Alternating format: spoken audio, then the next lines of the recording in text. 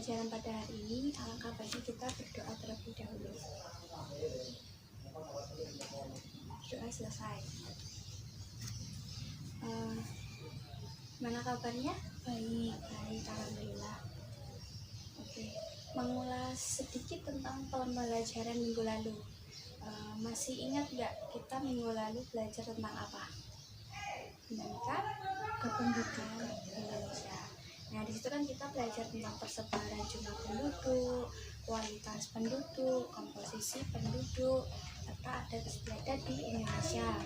Nah, komposisi penduduk itu kan ada 2 jenis. Masih ingat nggak 2 jenis itu apa?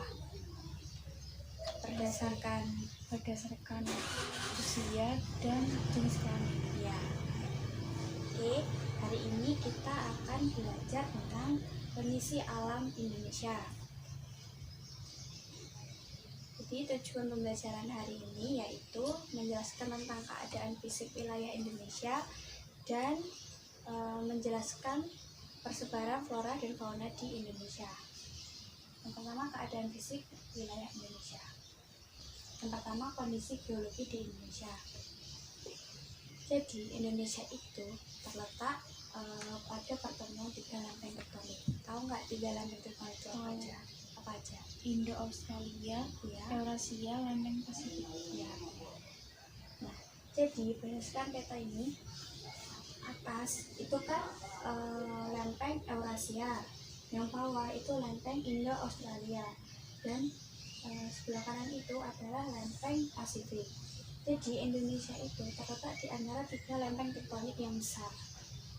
Nah, 3 lempeng tektonik itu menghasilkan gunung api. Kenapa bisa menghasilkan gunung api? Karena yang pertama, lempeng Eurasia ditemukan dengan lempeng Indo-Australia, akhirnya menyebabkan gunung api di sekitaran Pulau Sumatera, Pulau Jawa, dan Pulau Nusa Tenggara.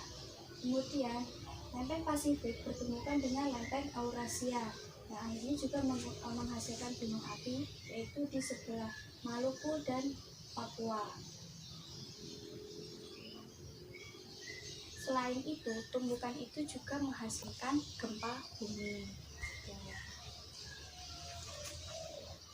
Nah, kemudian untuk gempa bumi Indonesia.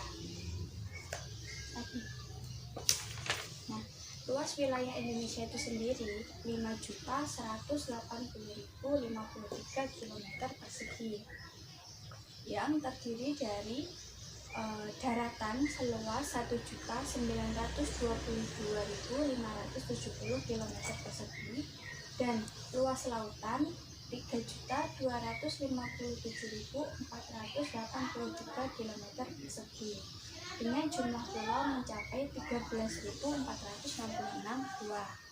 Makanya kan pertemuan kedua kemarin kan kita membahas tentang potensi Indonesia dan wilayah kemaritiman Indonesia. Karena Indonesia itu sangat luas lautannya dibandingkan dengan daratannya, makanya Indonesia disebut sebagai negara maritim. Nah, di sini bentuk muka bumi Indonesia itu terdiri dari daratan rendah, dataran tinggi, bukit, gunung, dan pegunungan. Nah, kita lihat peta yang geografis Indonesia. Itu kan ada warna coklat, ada warna kuning, ada warna hijau. Nah, warna coklat itu melambangkan dataran tinggi, sedangkan warna kuning itu melambangkan dataran rendah, dan warna hijau itu melambangkan daerah perbukitan. Jadi seperti di daerah Jawa itu terdapat banyak dataran tinggi, sedangkan di daerah Kalimantan yang notabene dia hutan dan lain-lain itu lebih banyak perbukitan. Nah, terus kemudian kondisi iklim di Indonesia.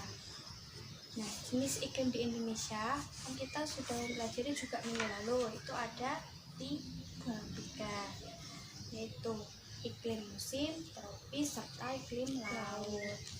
Nah, iklim musim itu dipengaruhi oleh angin musim yang berubah-ubah setiap periode pada waktu tertentu. Biasanya itu 6 bulan sekali. Kan ada 2 musim di Indonesia, musim penghujan dan musim kemarau. Nah, yang kedua iklim tropis. Kenapa daerah Indonesia itu iklim tropis? Karena berada di daerah khatulistiwa. Suhunya pun tinggi yang mengakibatkan penguapan tinggi dan berpotensi untuk terjadinya hujan. Sekarang kita akan belajar tentang ini ya. Jadi di sini ada kartu induk dan ini nanti diurutkan sesuai dengan yang tadi sudah dipelajari.